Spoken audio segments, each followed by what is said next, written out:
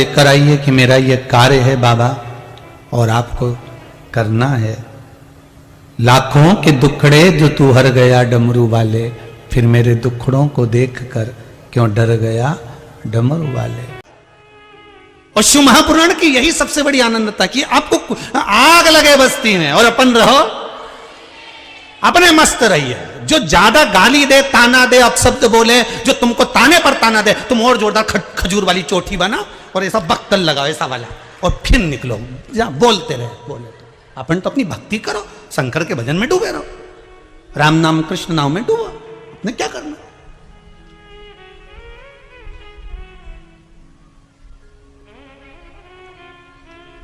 महाराज,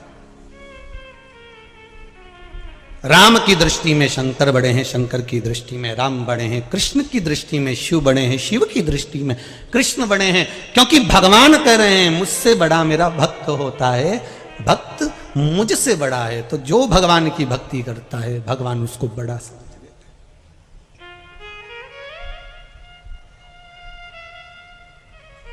फिर वो कैसा भी भक्त हो। देवराज नाम का ब्राह्मण चोरी का धन लेकर शंकर जी के मंदिर में गया था। ब्राह्मण देवता कथा सुना रहे थे और एक क्षण की कथा उसके कानों में पड़ गई और वहां से वो चल दिया।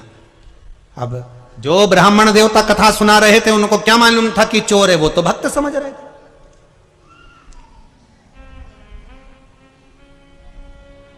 उनको नहीं मालूम कि ये चोर है, उनको तो भक्त समझ।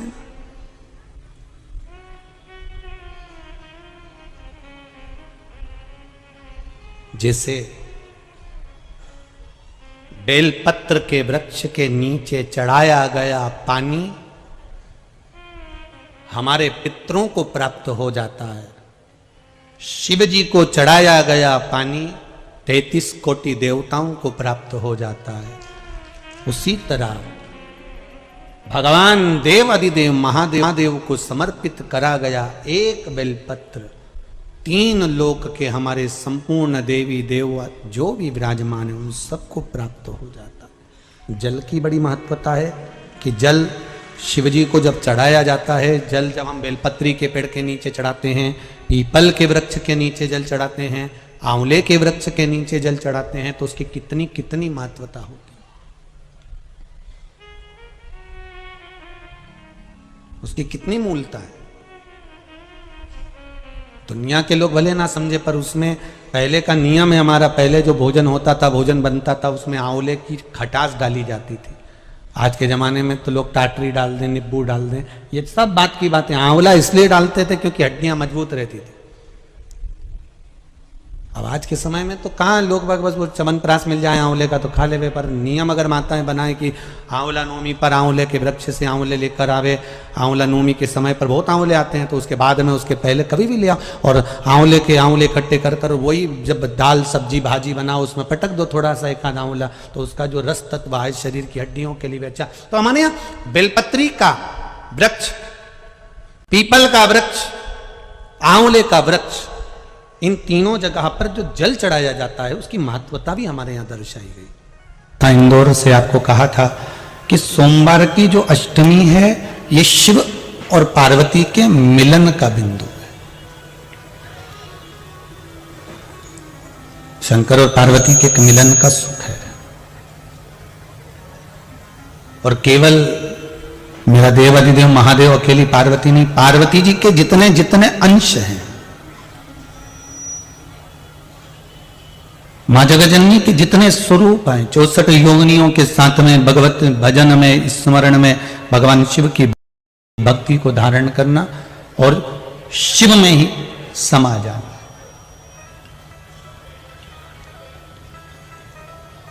आस्था चैनल के माध्यम से, फेसबुक यूट्यूब के माध्यम से जितने श्रोता भाई बहन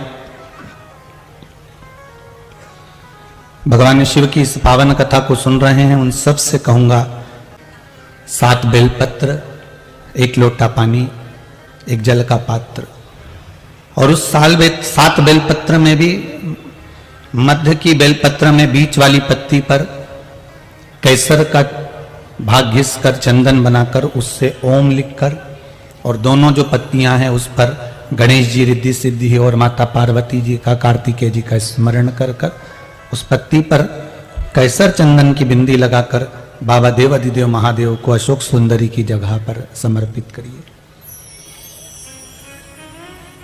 और उसी में से एक बेलपत्र वापिस बाबा से लेकर आइए कि मेरा यह कार्य है बाबा और आपको करना है। लाखों के दुखड़े जो तू हर गया डमरू वाले, फिर मेरे दुखड़ों को देखकर क्यों डर गया डमरू वाले। बाबा तेरे भरोसे पर यह कार्य किया, तुम्हें साधना है। शिव से निवेदन कर कर एक बेलपत्र बाबा की वापिस लेकर आए, उसको संजो कर रखें। आज सोमवार की अष्टमी है, बाबा देवाधिदेव महादेव से प्रार्थना करना, निवेदन करना। शंभो शरण पड़ी मांगू घड़ी रे घड़ी, दुख काटो दया करी न दर्शन आपो, दया करी न दर्शन आपो। हे बाबा, इस जीवन के सारे दुखों को, सारे कष्टों को आप काट दीजिए और कृपा करिए कि आपका दर्शन, आपका दीदार, आपके स्वरूप का दर्शन मुझे हो जाए। ये आप कृपा करिए। उसकी महत्वता भी दर्शाई। एक अच्छी बात सुन लो, बहुत बाबा की कथा में प्राप्त हो और जीवन का कल्याण हो। कभी किसी मकान का उद्घाटन कर रहे हो, किसी दुकान का उद्घाटन कर रहे हो, महाराज मकान का, दुकान का आप उद्घाटन कर रहे हैं, उसको प्रारंभ कर रहे हैं, तो प्रयास करा करो कि पीपल के वृक्ष के नीचे की थोड़ी सी मट्टी, आंवले के वृक्ष की थोड़ी सी मट्टी, थोड़ी सी बेलपत्री के वृक्ष के नीचे की मट्टी, थोड़ा आंकड़ा, जो आंख होता है, जो शिव जी को फूल चढ़ता है सफेद आंख का, उसके नीचे की मट्टी, इन माटी को लाकर जहां नए मकान का मुहूर्त हो रहा हो या नए मकान में अपन जा रहे हो या उस मकान में कहीं पूजन आदि करा रहे हो, तो गाय के गोबर के साथ में, गौ माता का जो गोबर है, गौमूत्र है, उसके साथ में इन माटी को लेकर थोड़ा सा भाग लीप लेना चाहिए। क्यों? क्योंकि बेलपत्री के वृक्ष के नीचे लक्ष्मी जी का वास है, पीपल के वृक्ष के नीचे नारायण और लक्ष्मी का वास है, शनि का वास है, भगवान शिव का वास है। इसलिए शिव जी का एक नाम है पिपलेश्वर महादेव। दधीचि ऋषि की अस्थियां जाने के बाद में सुभाष ने जो अपना गर्भ था उसको पीपल के कोटर में रख दिया था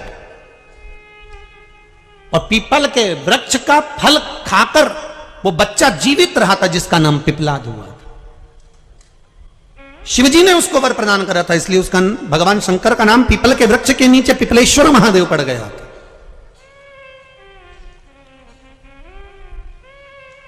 भगवान शिव का नाम पिपलेश्वर महादेव। तो यहां जो नारायण, भगवान विष्णु, भगवान ब्रह्मा, भगवान शिव आंवले के वृक्ष के नीचे विराजमान है अपनी अपनी संगनी के साथ, तो वहां की मिट्टी सुख प्रदान करती है। पीपल के वृक्ष के नीचे की मिट्टी सुख प्रदान करती है, बेलपत्री के वृक्ष के नीचे की मिट्टी सुख प्रदान करती है, हमको आनंद की अनुभूति करा देती है। कई बार आपको कहा कि आपके यहां अगर धन की कमी पड़ रही है, पैसा नहीं आ रहा, व्यापार नहीं चल रहा, दुकान नहीं चल रही, धंधा नहीं चल रहा, नौकरी नहीं लग रही, सर्विस नहीं लग रही, तो हमने बार बार आपको कहा है कि सोमवार एक दिया बेलपत्री के पेड़ के नीचे लगाओ घी का, और एक दिया शंकर के मंदिर की चौखट पर लगाकर।